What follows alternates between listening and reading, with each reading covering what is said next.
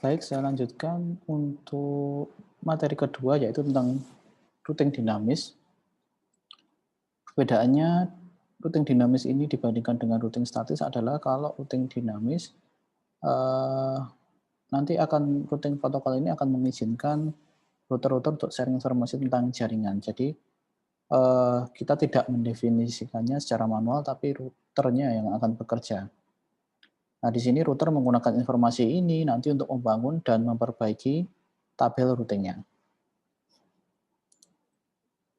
Ada banyak, algoritma routing ya, di dalam routing dinamis ya. Eee, Misalkan seperti RIP ya, atau Routing Information Protocol, ada IGRP, ada EIGRP, ada OSPF, dan seterusnya ya.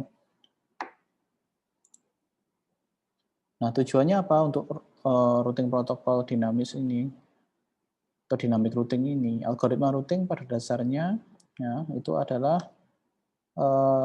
menjadi dasar dari routing dinamis. Jadi saat semua router nanti punya jaringan atau punya pengetahuan yang sama, itu dapat dikatakan network-nya konvergen. Jadi, eee, setiap router nanti mengupdate jaringan, yang lain itu dari tetangganya. Jadi kita hanya perlu mengenalkan jaringan yang connect secara langsung.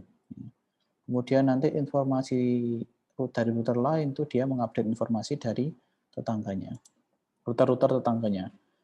Ada dua klasifikasi utama dalam algoritma routing ya, itu ada distance vector, ada link state ya.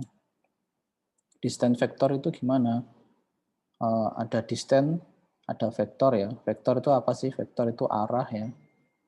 Kemudian kalau distance vector itu ya menentukan arah atau vektor dan jarak ke link-link lain dalam suatu internet networking. Ya. Dia nanti informasi di dalam routing kan ada tabel routing ya. Nah, tabel routing itu dia didapatkan dari router-router tetangganya. Jadi setiap jangka waktu tertentu dia akan mengupdate tabel routing dari tetangganya. Informasinya itu apa yang diupdate? Ya, itu jumlah jarak atau hop yang dipakai untuk mencapai suatu jaringan. Jadi misalkan kayak saya kasih ilustrasi kemarin ya, dari Kediri mau ke Surabaya itu melewati router mana saja. Nah, itu yang diupdate di situ. Nah, misalkan ya, di sini ya, router akan saling mengirimkan informasi yang dia punya ya. Misalkan router A itu nanti akan mengupdate informasi dari router B.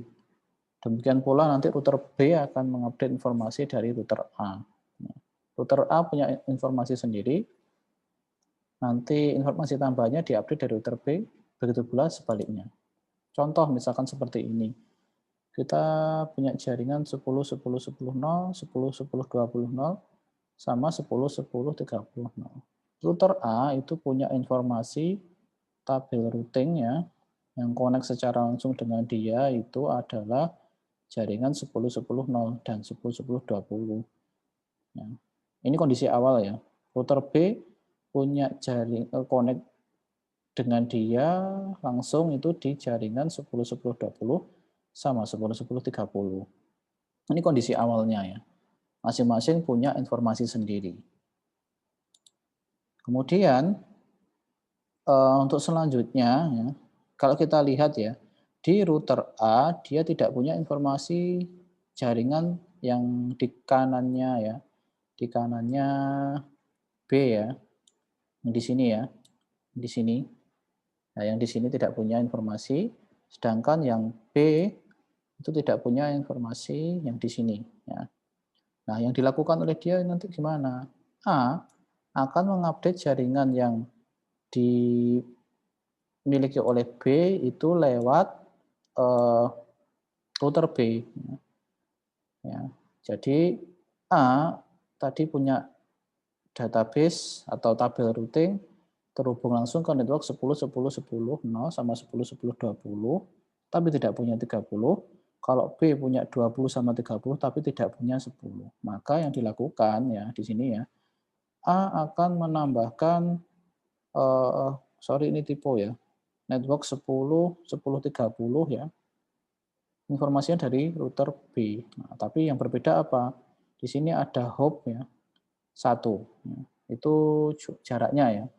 Jaraknya ke network ini 1 hop, 1 lompat, 1 itu ya.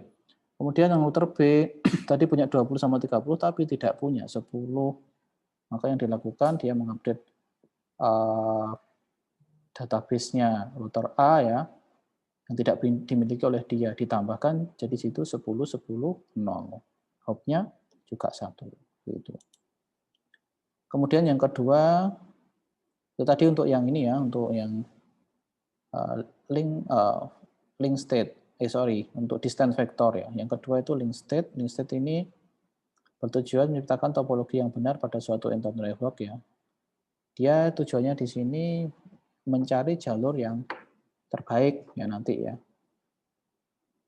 Mencari round trip cost-nya, bandwidth cost-nya, interface-nya, nanti dicari yang terbaik untuk menuju tujuannya.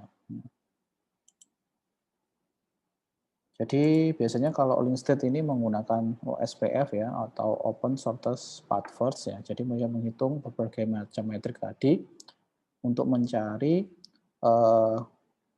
tujuannya, destinasinya. Jadi misalkan kayak kasarannya jarak ya dari Kediri ke Surabaya itu bisa lewat Kertosono atau lewat selatan ya, ke Blitar, ke Malang dan seterusnya. Nanti dihitung kalau lewat Kertosono itu Kertosono, Jombang, Mojokerto, Surabaya itu cost-nya berapa kasaran kayak gitu. Terus kalau lewat selatan cost-nya berapa. Nah, nanti dihitung yang terbaik yang mana. Nah, itu nanti yang digunakan oleh dia. Secara umum gambarannya routing dinamis seperti itu. Nah, untuk tugas ya, tugas praktikum itu nanti Anda di sini, Anda praktekkan static routing ya, static routing di GNS ya, di GNS. Harapan saya kemarin install GNS-nya sudah berhasil, menambahkan mikrotiknya sudah berhasil, nyoba topologi sederhana sudah berhasil. Nah, sekarang Anda coba topologi seperti ini. Ada mikrotik, 2 mikrotik, kemudian ada 2 PC. Nanti Anda lakukan ya, routing.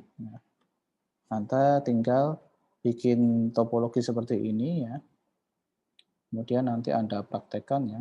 Sebelum ke IP root harus ditambahkan dulu ya. Nah ini ya, sorry. Nah ini IP address-nya masing-masing router ditambahkan dulu. PPJS-nya ya, PC1 maupun PC2 ditambahkan dulu. Baru nanti ya menambahkan IP root-nya. Nah tujuannya nanti PC1 bisa ping ke PC2, PC2 bisa ping ke PC1. Nah, seperti itu. Jika ada pertanyaan, silahkan ditanyakan di WA ya, WA grup biar bisa cepat responnya. Terima kasih. Saya akhiri. Assalamualaikum warahmatullahi wabarakatuh.